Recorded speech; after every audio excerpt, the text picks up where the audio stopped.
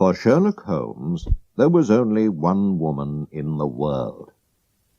He did not love her because he never loved women.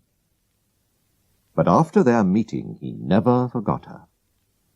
Her name was Irene Adler. One night in March, I visited my old friend at his home in Baker Street. I was married by now, so I did not often see him. "Come in, Watson," he said. "Sit down. I'm happy to see you because I've got something to show you. What do you think of this?" It arrived in the last post. It was a letter with no date, name, or address. It said, "Tonight someone will visit you to talk about some very secret business. You have helped other important people, and you can, we hope, help us. Be in your room at 7:45 p.m. "The paper. What do you think about the paper?" asked Holmes. I tried to think like Holmes. "It's expensive, so this person is rich. It's strange paper. Yes, it's not English. If you look at it in the light, you can see that it was made in Bohemia. And a German, I think, wrote the letter. Ah, here comes our man now." We could hear the horses in the street. "Shall I leave, Holmes?" I asked. "No, no, I need your help." "This will be interesting," my friend answered. There was a knock at the door. "Come in," called Holmes. A tall, strong man came into the room. He was wearing expensive clothes and a mask over his face. "You can call me Count von Kram. I come from Bohemia," he said. "My business is most important. Before I tell you about it, do you agree to keep it a secret?" "I do," we said together. "A very important person who belongs to a royal family has sent me to ask for your help," he went on. "I wear a mask because nobody must know who that person is. I must explain how important this business is. If you cannot help, there will be difficulty and trouble for one of the most important families in Europe, and perhaps a very big scandal. I am talking about the famous House of Ormstein, kings of Bohemia." "I know, Your Majesty," said Holmes. He quietly smoked his cigarette. The man jumped up from his chair. "What?"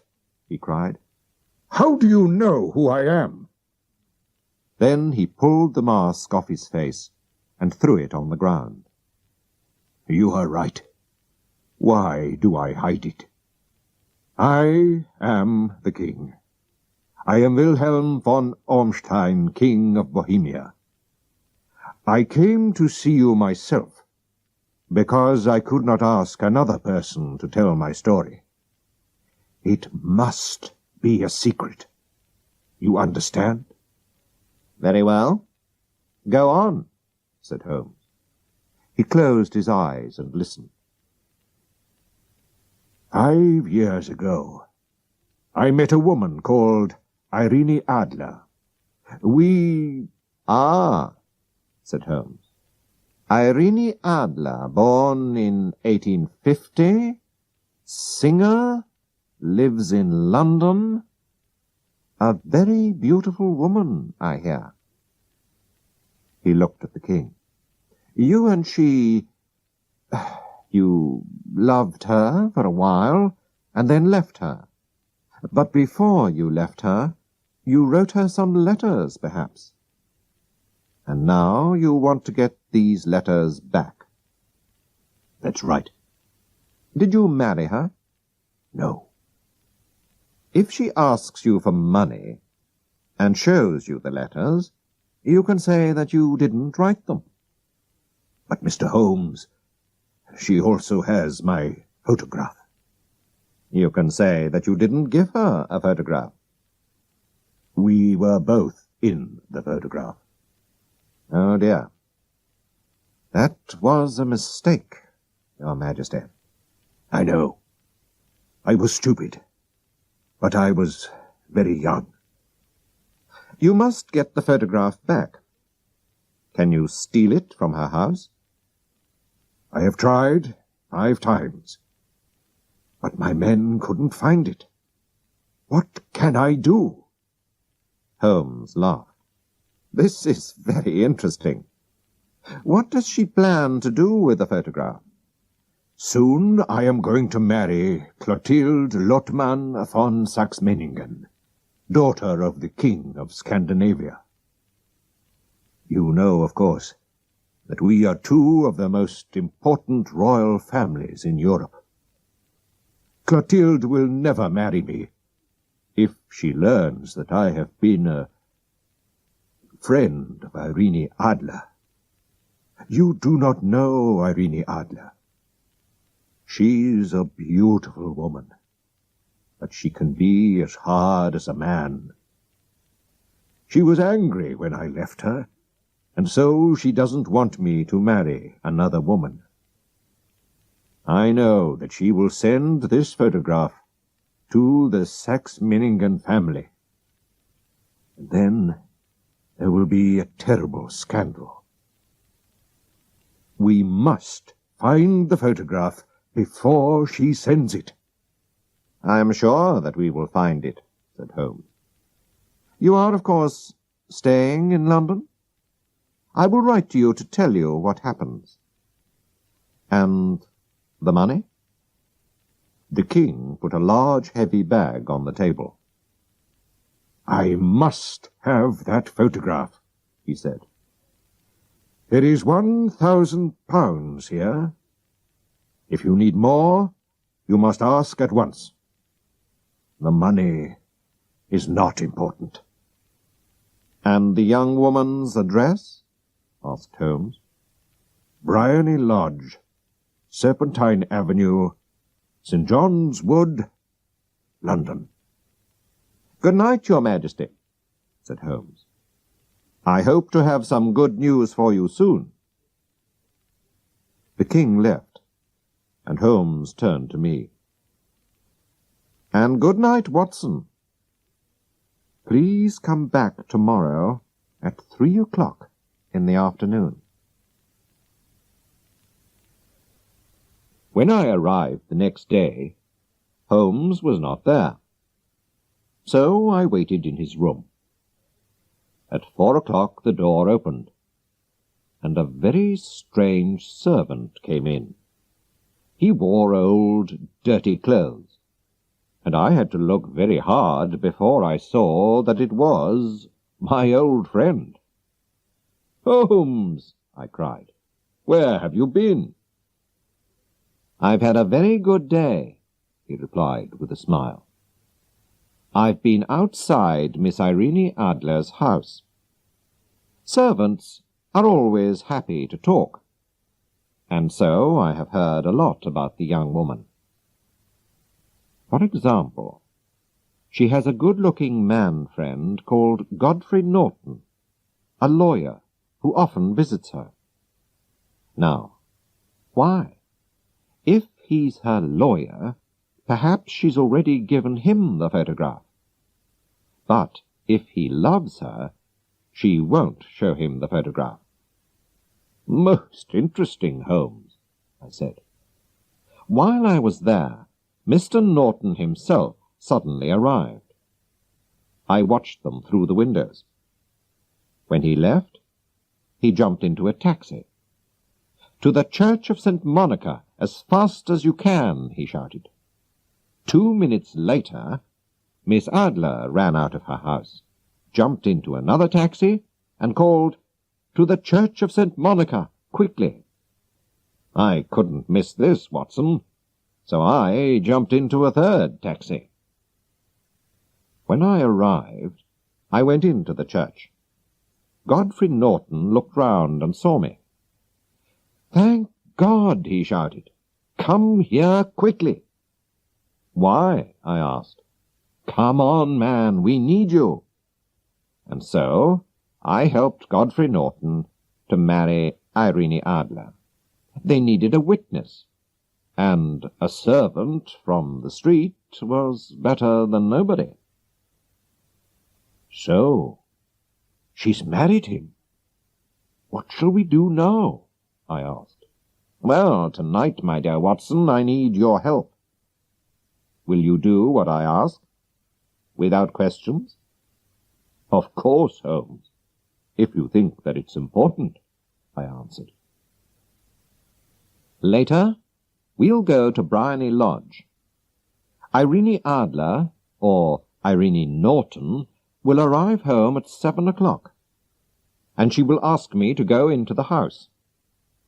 You must wait outside near the sitting-room window, and when it opens, watch me inside.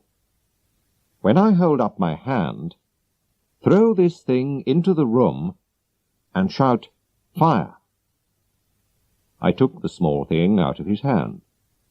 "What is it, Holmes?" I asked. "It's a smoke stick. The room will very quickly be full of smoke. After that, wait for me at the corner of the street." "Right. I'll do what you want," I said. That evening Holmes again wore different clothes, and a large black hat. But it was not just the clothes that were different. He changed his face, his hair, everything. He was a different man. We walked together to Serpentine Avenue. Outside the house there were a lot of people who were smoking, laughing, and talking. Holmes and I walked up and down in front of the house. "You see," said Holmes to me, "I think she doesn't want her new husband to see the photograph." "But where is it?" "At her bank?" "No, women like to keep important things themselves. I'm sure it's in her house." "But the king's men tried to find it," I said. "Yes, but they didn't know where to look," said Holmes. "But how will you know?" I asked. "I won't look. She'll show me. She'll have to."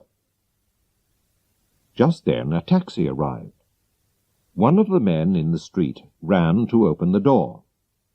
Then another man pushed him. Other men were also pushing and shouting, and a fight began. Irene Norton was in the middle of it. But Sherlock Holmes ran to help her. Then suddenly he fell to the ground, with blood running down his face. Irene Norton hurried to her front door, but she looked back. "How kind of him to help me! Is the poor man hurt?" she called. "He's dead," cried some voices. "No, he's only hurt," cried others. "Bring him into the sitting-room," she said. Some people carried Holmes into the house. I waited outside the window and watched. I saw how beautiful Irene Norton was. Then Holmes put up his hand, and I threw the smoke stick into the room. Immediately the people in the street and in the house all began to shout "Fire!" very loudly. The house was full of smoke. I walked away, and 10 minutes later Holmes came to meet me. "Well done, Watson," he said. "Have you got the photograph?" I asked. "I know where it is." "She showed me," he answered. "But why did she show you?" "It's easy," he said, and laughed. You saw all those people in the street? I paid them to help us. It wasn't a real fight, and the blood wasn't real. When people shout fire, a woman runs to the most important thing in her house, her baby, her gold, or a photograph. Mrs. Norton ran to find her photograph, which is in a cupboard in the sitting room. I saw it, but I did not take it. Tomorrow we will go to her house with the king. We'll go very early before she gets up. The king himself can take the photograph from the cupboard, and then we'll go. While Holmes was talking, we were walking home to Baker Street. When we arrived at my friend's house, a young man hurried past us and said, "Good night, Mr. Sherlock Holmes." "I've heard that voice before," said Holmes to me. He looked down the street. But who was it? The next day we went to Irene Norton's house with the king. An old servant opened the door. "Mr. Sherlock Holmes?" she asked, and smiled. "Yes," said my friend. He looked very surprised. "Mrs. Irene Norton and her husband left England this morning. They will never come back to this country." "What?" cried Holmes, his face white and angry. "And what about the photograph?" cried the king. We all hurried into the sitting-room. Holmes ran to the cupboard and opened it. Inside was a photograph, not of Irene Adler and the king, but of the beautiful Irene alone. There was also a letter for Sherlock Holmes. We all read it together. "My dear Mr. Sherlock Holmes, you did it very well. I thought that it was a real fire, and that you were just a kind old man. But after I opened the cupboard, I began to think. I knew about the famous Sherlock Holmes. I knew your address, and I knew that the king asked you to find the photograph. So I quickly dressed as a young man and followed you home to Baker Street. I wanted to find out if you really were Sherlock Holmes. I said good night to you outside your door. My husband and I have decided to leave England. Please tell the king that I shall not show the photograph to anybody. I love my husband, and he loves me, and he is a better man than the king. But here is a different photograph, and the king can keep this photograph if he likes. Irene Norton." "What a woman!" cried the king. "Why didn't I marry her? What a woman!" "A very, very clever woman," said Sherlock Holmes coldly. "I am sorry, Your Majesty, that this business has not finished well." "No, no," said the king. "She writes that she will never show the photograph to anybody. I need nothing more than her word. There is no danger for me now. How can I thank you, dear Mr. Holmes?" "I would like just one thing, Your Majesty." "Tell me at once what it is," said the king. "This photograph." The king looked at him in surprise. "Irene's photograph?" he cried. "But of course, it is yours." And so there was no terrible scandal in the royal families of Europe, and Sherlock Holmes still has the photograph of the woman who was cleverer than he was.